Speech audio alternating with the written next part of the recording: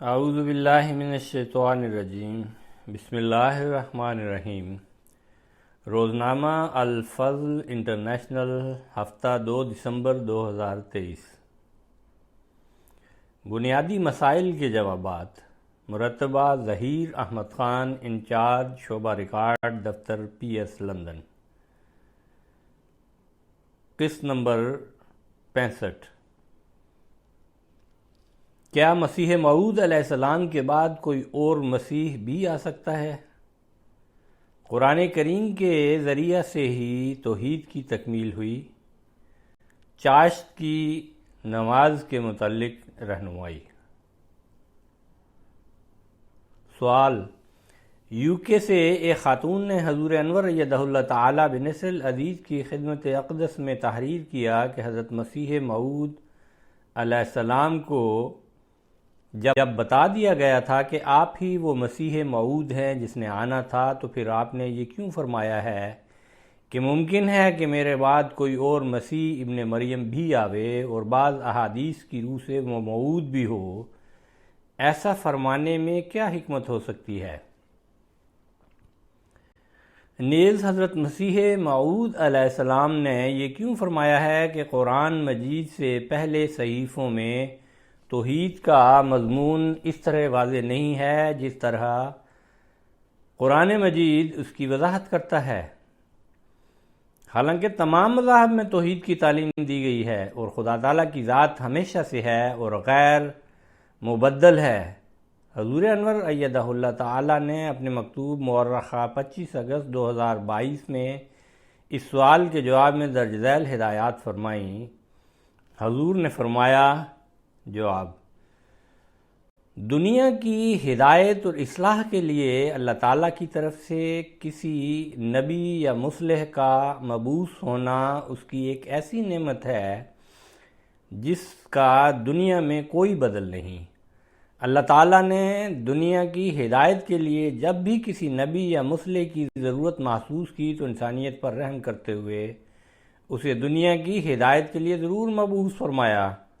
اللہ تعالیٰ کی یہ قدرت ہمیشہ سے ہے اور ہمیشہ کے لیے جاری ہے،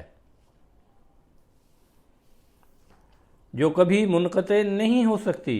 نام نہاد ملاؤں نے خاتم النبیین کی غلط تشریح کر کے نبوت جیسی نعمت سے امت مسلمہ کو محروم کرنے کی جو کوشش کی ہے، وہ بھی قرآن کریم اور حضور صلی اللہ علیہ وسلم کی تعلیمات سے ناواقفیت کا نتیجہ ہے۔ کسی انسان کو یہ حق حاصل نہیں کہ وہ خدا تعالیٰ کی سنت کو معطل قرار دے، کیونکہ قرآن و سنت میں امکان نبوت کی بندش کی کوئی نص موجود نہیں۔ پس باوجود اس کے کہ اللہ تعالیٰ نے حضرت مسیح موعود علیہ السلام کو بار بار یہ بشارت دی کہ آخرین میں دنیا کی ہدایت اور دین اسلام کی تجدید کے لیے جس مسیح محمدی نے مبعوث ہونا تھا وہ آپ ہی ہیں، نیز دنیا کے اس 7000 سالہ دور کے آخری 1000 سال کے لیے آپ ہی مسیح موعود امام اور خاتم الخلفاء ہیں، اور اس آخری 1000 سال میں کسی دوسرے مسیح کے قدم رکھنے کی جگہ نہیں ہے۔ لیکن چونکہ اللہ تعالیٰ کی قدرت کا نہ کوئی احاطہ کر سکتا ہے اور نہ اسے روک سکتا ہے، اس لیے حضرت مسیح موعود علیہ السلام نے اپنی جماعت کو اسلام کی حقیقی تعلیم سے آگاہ کرنے کے لیے اس امر کی بھی پوری طرح وضاحت فرما دی کہ اللہ تعالیٰ آئندہ بھی جب ضرورت سمجھے گا مسیح مبعوث کر سکتا ہے۔ آپ کے متبعین بھی نام نہاد ملاؤں کی طرح امکان نبوت کے انکاری نہ ہو جائیں۔ چنانچہ قرآن کریم کی مختلف آیات، احادیث نبویہ صلی اللہ علیہ وسلم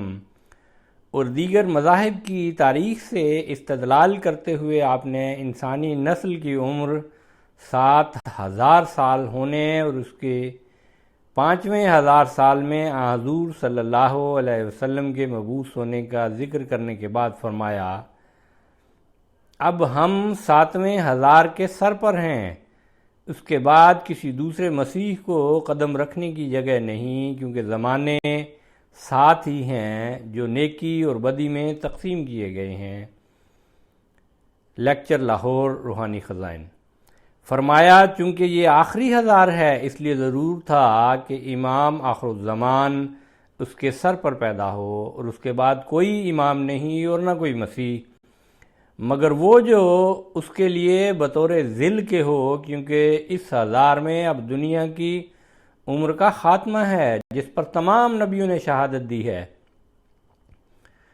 اور یہ امام جو خدا تعالیٰ کی طرف سے مسیح موعود کہلاتا ہے وہ مجدد صدی بھی ہے اور مجدد الف آخر بھی۔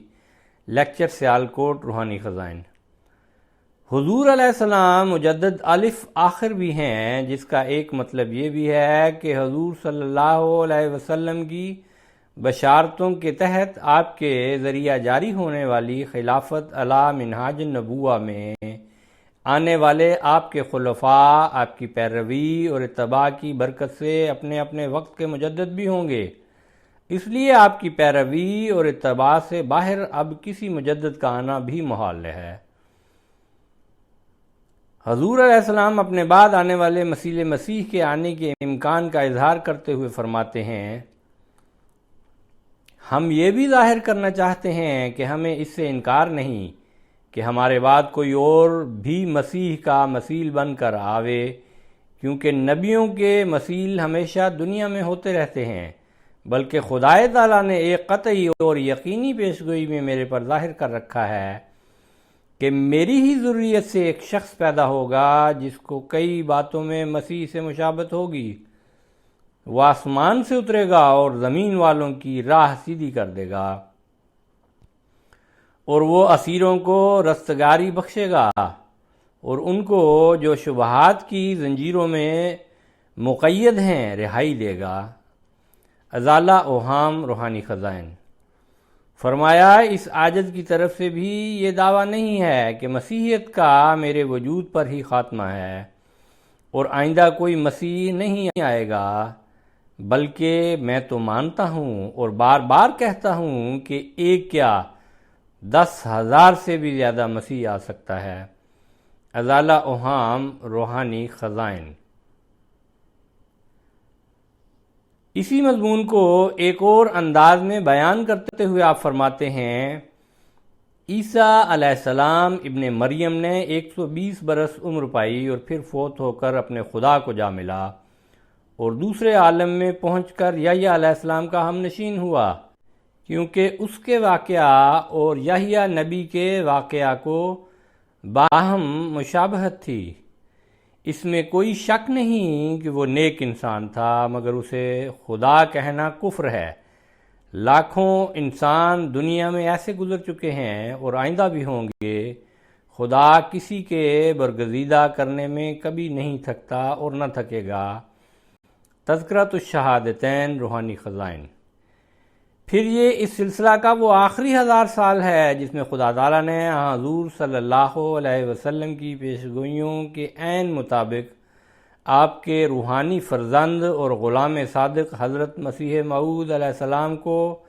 خاتم الخلفاء کے طور پر مبعوث فرمایا۔ حضور صلی اللہ علیہ وسلم کی پیشگوئیوں اور حضرت مسیح موعود علیہ السلام کے ارشادات سے یہی مستنبط ہوتا ہے کہ اللہ تعالیٰ کے فضل سے چونکہ یہ آخری 1000 سال حضرت مسیح موعود علیہ السلام کے ذریعے قائم ہونے والی خلافت احمدیہ حقہ اسلامیہ کا دور ہے،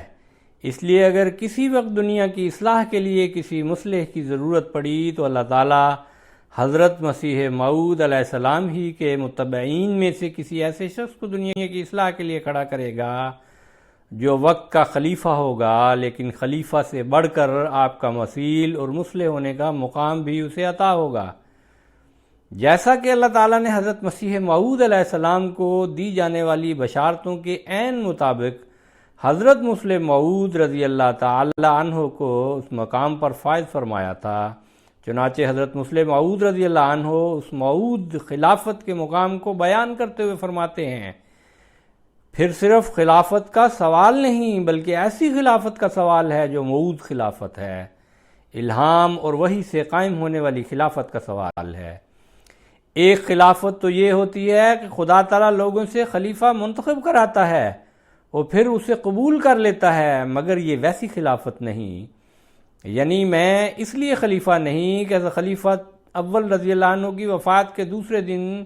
جماعت احمدیہ کے لوگوں نے جمع ہو کر میری خلافت پر اتفاق کیا،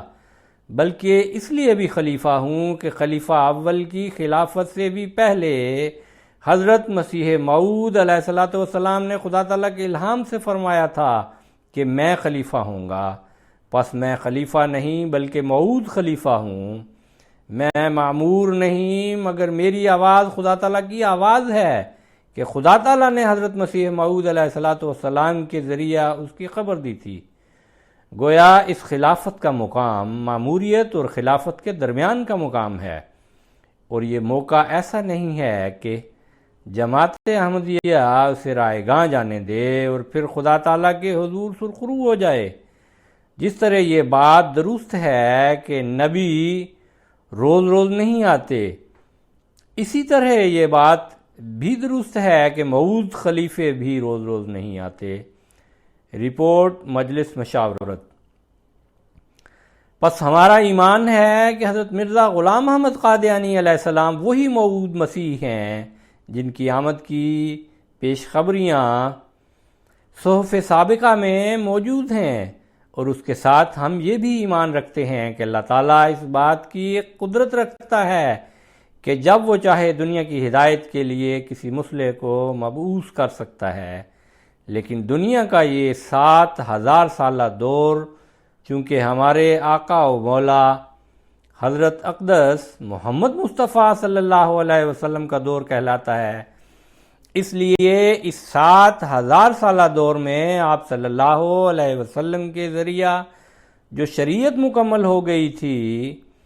اس کی تجدید کے لیے اللہ تعالیٰ نے آپ ہی کے ایک امتی کو جو آپ کے عشق اور آپ کی غلامی میں سب سے آگے نکل گیا، دین محمدی کی خدمت کے لیے چنا، اور اگر آئندہ ضرورت پڑی تو ہمارا ایمان ہے کہ اللہ تعالیٰ حضور صلی اللہ علیہ وسلم کے اس غلام صادق اور مسیح محمدی کے متبعین میں سے کسی کو موعود خلیفہ کے طور پر اس دین کی خدمت کے لیے چنے گا، جو آپ کا خلیفہ ہونے کے ساتھ ساتھ مسیح کے مقام پر بھی فائز ہوگا، جیسا کہ حضرت فضل عمر بشیر الدین محمود احمد خلیفۃ المسیح الثانی المصلح موعود رضی اللہ عنہ کے باوجود کے ذریعہ ایک مرتبہ پہلے یہ پیشگوئی پوری ہو چکی ہے۔ آپ کے دوسرے سوال کا جواب یہ ہے کہ توحید کی تعلیم کی تکمیل قرآن کریم کے ذریعہ ہی ہوئی ہے۔ پہلی کتب میں توحید کی تعلیم موجود تو تھی، لیکن وہ اس زمانہ کے انسان کے عقل و شعور کے مطابق تھی، لیکن جب دین کامل ہوا تو توحید کی بھی وہ تعلیم دی گئی جو ہر لحاظ سے اپنے کمال کو پہنچی ہوئی تھی۔ نیز جس کثرت اور تکرار کے ساتھ قرآن کریم نے توحید کا اعلان فرمایا ہے، اس کثرت سے پہلی کتب میں توحید کی تعلیم نہیں دی گئی۔ پھر قرآن کریم میں مختلف انداز میں توحید کی تعلیم کا ذکر ہے، جبکہ پہلی کتب میں ایسا نہیں کیا گیا۔ علاوہ ازیں جس شان اور جس قطعیت کے ساتھ قرآن کریم نے توحید کی تعلیم کو بیان فرمایا ہے، کسی مذہب میں اسے اس طرح بیان نہیں کیا گیا۔ چنانچہ سورہ اخلاص، جسے حضور صلی اللہ علیہ وسلم نے قرآن کریم کا تیسرا حصہ قرار دیا، بخاری کتاب و فضائل، خدا تعالیٰ کی توحید کی تعلیم پر مبنی نہایت جامع صورت ہے۔ دین اسلام میں دی جانے والی توحید کی تعلیم کے کمال کو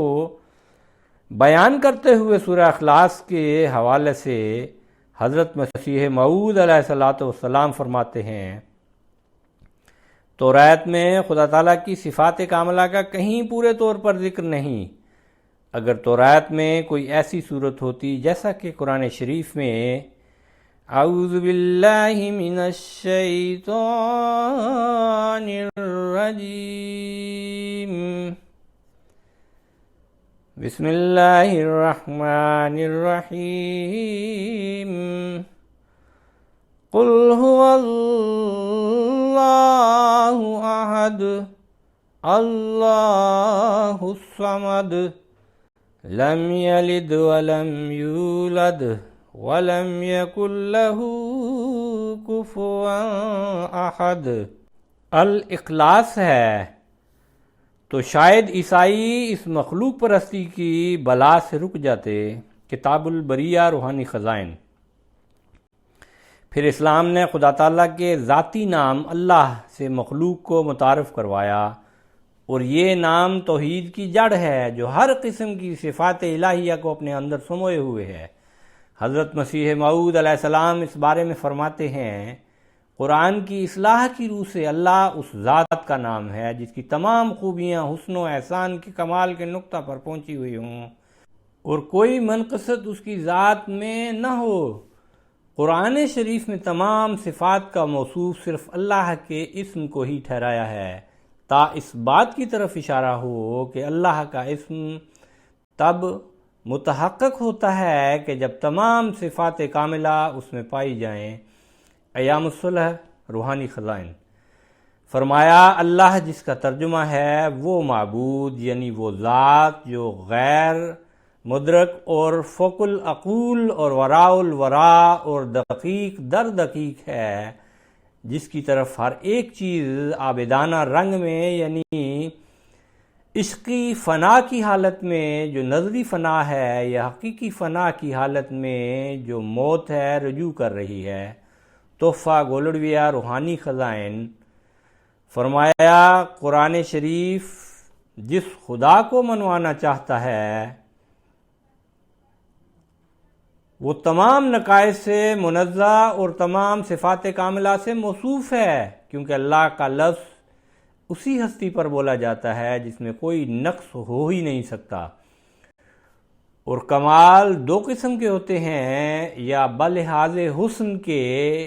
یا بلحاظ احسان کے۔ پھر وہ دونوں قسم کے کمال اس لفظ میں پائے جاتے ہیں۔ دوسری قوموں نے جو لفظ خدا تعالیٰ کے لیے تجویز کیے ہیں وہ ایسے جامع نہیں ہیں، اور یہی لفظ اللہ کا دوسرے باطل مذاہب کے معبودوں کی ہستی اور ان کی صفات کے مسئلہ کی پوری تردید کرتا ہے۔ الحکم نمبر 17۔ پھر سورۃ فاتحہ قرآن کریم کی ایک ایسی سورت ہے جسے حضور صلی اللہ علیہ وسلم نے ام الکتاب اور ام القرآن قرار دیا ہے۔ سنن ابی داؤد۔ اس میں توحید کی جیسی جامع تعلیم پائی جاتی ہے اس کی مثال کسی اور مذہب میں تلاش کرنا عبث ہے۔ حضرت مسیح موعود علیہ السلام فرماتے ہیں، سورہ الفاتحہ پر جو قرآن شریف کا باریک نقشہ ہے اور ام الکتاب بھی جس کا نام ہے، خوب غور کرو کہ اس میں اجمال کے ساتھ قرآن کریم کے تمام معارف درج ہیں، چنانچہ الحمدللہ سے اس کو شروع کیا گیا ہے، جس کے معنی یہ ہیں کہ تمام محمد اللہ ہی کے لیے ہیں۔ اس میں یہ تعلیم ہے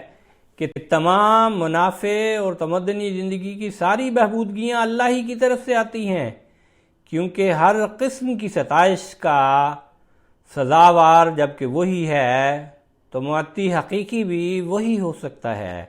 ورنہ لازم آئے گا کہ کسی قسم کی تعریف و ستائش کا مستحق وہ نہیں بھی ہے، جو کفر کی بات ہے۔ پس الحمدللہ میں کیسی توحید کی جامع تعلیم پائی جاتی ہے جو انسان کو دنیا کی تمام چیزوں کی عبودیت اور بذات نفع رساں نہ ہونے کی طرف لے جاتی ہے، اور واضح اور بین طور پر یہ ذہن نشین کرتی ہے کہ ہر نفع اور سود حقیقی اور ذاتی طور پر خدا تعالیٰ ہی کی طرف سے آتا ہے، کیونکہ تمام محامد اسی کے لیے سزاوار ہیں۔ پس ہر نفع اور سود میں خدا تعالیٰ ہی کو مقدم کرو، اس کے سوا کوئی کام آنے والا نہیں ہے۔ اللہ تعالیٰ کی رضا کے اگر خلاف ہو تو اولاد بھی دشمن ہو سکتی ہے اور ہو جاتی ہے۔ الحکم نمبر 32۔ پس اسلام نے توحید کی تعلیم کی جس معراج اور اس کی جن تفصیلات کو اپنے متبعین کے لیے بیان کیا ہے، جنہیں قرآن کریم نے بھی مختلف پیرایوں میں بیان کیا ہے، اور حضور صلی اللہ علیہ وسلم نے بھی اسے مختلف انداز میں بیان فرمایا ہے، آپ کے غلام صادق حضرت مسیح موعود علیہ السلام کی تحریرات و تقاریر میں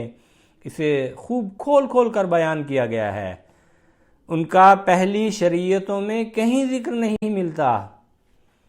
سوال: کراچی سے ایک خاتون نے حضور انور ایدہ اللہ تعالیٰ بن نصر العزیز کی خدمت اقدس میں لکھا کہ چاشت کی نماز پڑھنے کا جو طریقہ بتایا گیا ہے وہ اس طرح ہے کہ صبح کی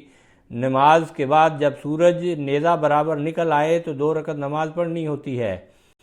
اور 2 رکعت نماز تب پڑھی جاتی ہے جب سورج اچھی طرح نکل آئے۔ مجھے پہلی 2 رکعت کے وقت کا پتہ نہیں چلتا، لہٰذا میں بعد والی 2 رکعت پڑھ لیتی ہوں۔ کیا یہ طریق درست ہے؟ حضور انور ایدہ اللہ تعالیٰ نے اپنے مکتوب مورخ 31 اگست 2022 میں اس سوال کا درج ذیل جواب عطا فرمایا۔ حضور نے فرمایا: جواب: نماز فجر کی ادائیگی اور سورج نکلنے کے بعد نماز ظہر سے پہلے پہلے نماز اشراق، نماز ضحیٰ اور صلاۃ الاوابین کے نام سے مختلف نفلی نمازوں کا ذکر احادیث میں ملتا ہے۔ یہ فرض نمازیں نہیں بلکہ جیسا کہ بتایا کہ نفلی نمازیں ہیں، اس لیے ان میں سے جو نماز کوئی پڑھنا چاہے پڑھ سکتا ہے، اور اگر کوئی یہ نمازیں نہ پڑھ سکے تو اس پر گناہ کوئی نہیں ہے۔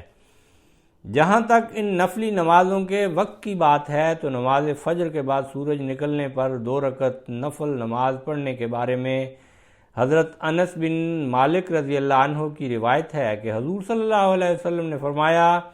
جس شخص نے فجر کی نماز باجماعت کے ساتھ ادا کی اور پھر وہیں بیٹھ کر ذکر الہی کرتا رہا یہاں تک کہ سورج طلوع ہو گیا، پھر اس نے 2 رکعت نماز ادا کی تو اسے ایک حج اور عمرہ کا پورا ثواب ملے گا۔ ترمذی کتاب الجمعہ۔ علماء و فقہاء اس نماز کو نماز اشراق یا پہلی نماز ضحیٰ کہتے ہیں، اور اس کے وقت کے بارے میں کہتے ہیں کہ نماز اس وقت پڑھی جائے گی جب نیزہ کے برابر سورج طلوع ہو جائے۔ نیزہ کے برابر سورج طلوع ہونے کا مطلب یہ ہے کہ جب سورج کی پلاہٹ دور ہو جائے اور نماز پڑھنے کے لیے جو ممنوع وقت ہے وہ ختم ہو جائے، یعنی گھڑی کے اعتبار سے سورج نکلنے کے قریباً آدھا گھنٹہ بعد یہ وقت شروع ہو جاتا ہے۔ چاشت کی نماز کے بارے میں حضرت ابو ہریرہ رضی اللہ عنہ کی روایت ہے کہ حضور صلی اللہ علیہ وسلم نے فرمایا: من حافظ علی شفعۃ الضحیٰ غفر لہ ذنوبہ وان کانت مثل زبد البحر۔ ترمذی کتاب الصلاۃ۔ یعنی جس نے چاشت کی 2 رکعتیں ہمیشہ پڑھیں اس کے گناہ بخش دیے جائیں گے، خواہ وہ سمندر کی جھاگ کی طرح ہی کیوں نہ ہوں۔ علماء و فقہاء کے نزدیک اس نماز کا وقت اس وقت شروع ہوتا ہے جب سورج کی گرمی میں ایسی شدت آ جائے کہ اس سے ریت اتنی گرم ہو جائے جس سے اونٹ کے بچوں کے پاؤں جلنے لگیں۔ چنانچہ حضرت زید بن ارقم رضی اللہ عنہ کی روایت ہے کہ حضور صلی اللہ علیہ وسلم نے فرمایا: صلاۃ الاوابین کا وقت وہ ہے جب سورج کی تپش سے ریت اتنی گرم ہو جائے کہ اس پر چلنے والے اونٹ کے بچوں کے پاؤں جلنے لگیں۔ صحیح مسلم۔ اس حدیث کی بنا پر چاشت کی نماز یا صلاۃ الضحیٰ کا صلاۃ الاوابین یعنی خدا تعالیٰ کی طرف جھکنے والوں کی نماز بھی کہا جاتا ہے۔ بہرحال اس نماز کا وقت طلوع آفتاب سے زوال آفتاب کے درمیانی وقت پر شروع ہوتا ہے۔ گھڑی کے لحاظ سے یہ وقت ہمارے یہاں اسلام آباد UK میں قریباً 9:45 بجے بنے گا، کیونکہ آج طلوع آفتاب 6:15 پر تھا اور زوال آفتاب 1:04 پر تھا۔ پس چاشت یا ضحیٰ یا صلاۃ الاوابین کا وقت آج کل 9:45 بجے شروع ہوتا ہے اور سورج کے سر پر آنے سے پہلے تک رہتا ہے، اور جب سورج عین سر پر آ جائے تو اس وقت حضور صلی اللہ علیہ وسلم نے جمعہ کے دن کے علاوہ باقی دنوں میں نماز پڑھنے سے منع فرمایا ہے۔ سنن ابی داؤد۔ پس اشراق کی نماز آپ سورج نکلنے کے آدھا گھنٹہ بعد تک پڑھ سکتی ہیں، اور چاشت کی نماز آپ سورج نکلنے اور اس کے ڈھلنے کے درمیانی وقت میں پڑھ سکتی ہیں۔